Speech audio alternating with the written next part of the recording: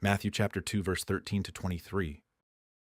And when they were departed, behold, the angel of the Lord appeareth to Joseph in a dream, saying, Arise, and take the young child and his mother, and flee into Egypt, and be thou there until I bring thee word, for Herod will seek the young child to destroy him. When he arose, he took the young child and his mother by night, and departed into Egypt, and was there until the death of Herod, that it might be fulfilled which was spoken of the Lord by the prophet, saying, Out of Egypt have I called my son. Then Herod, when he saw that he was mocked of the wise men, was exceeding wroth, and sent forth, and slew all the children that were in Bethlehem, and in all the coasts thereof, from 2 years old and under, according to the time which he had diligently inquired of the wise men. Then was fulfilled that which was spoken by Jeremy the prophet, saying, In Ramah was there a voice heard, lamentation, and weeping, and great mourning, Rachel weeping for her children, and would not be comforted, because they are not. But when Herod was dead, behold, an angel of the Lord appeareth in a dream to Joseph in Egypt, saying, Arise, and take the young child and his mother, and go into the land of Israel, for they are dead, which sought the young child's life. And he arose, and took the young child and his mother, and came into the land of Israel. But when he heard that Archelaus did reign in Judea in the room of his father Herod, he was afraid to go thither. Notwithstanding, being warned of God in a dream, he turned aside into the parts of Galilee. And he came and dwelt in a city called Nazareth, that it might be fulfilled which was spoken by the prophets, He shall be called a Nazarene. This passage continues showing that every part of Jesus Christ's early life unfolded according to the plan and prophecy of God. Even while the Messiah was still a young child, opposition arose against him. Matthew presents a world divided between those who worship Christ and those who seek to destroy him.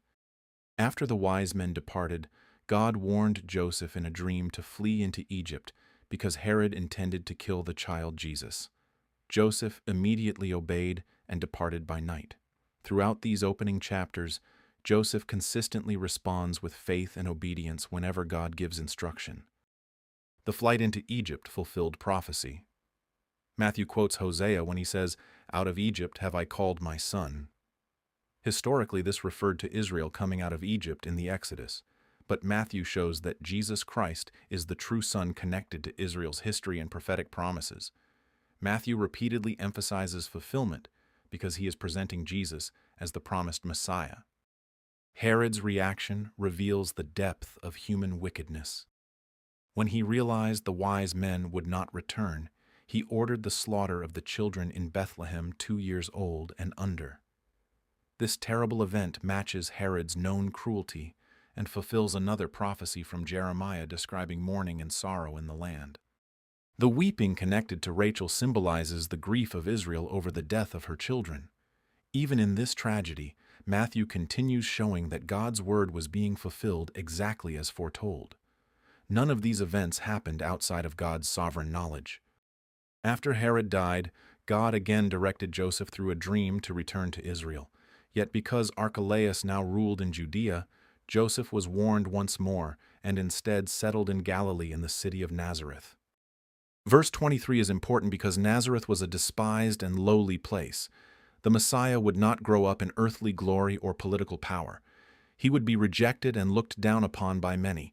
Matthew says this fulfilled what was spoken by the prophets, He shall be called a Nazarene, emphasizing the humble and rejected character associated with Christ.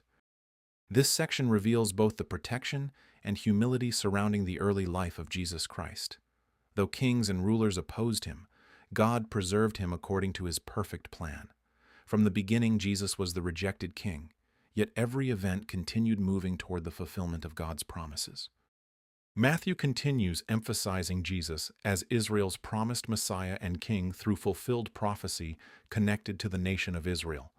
These events are tied directly to Israel's prophetic program and covenant promises. However, they also reveal the broader truth that God sovereignly preserved Christ so he could ultimately accomplish redemption through his death and resurrection, which later becomes the foundation of the gospel of grace revealed through Paul.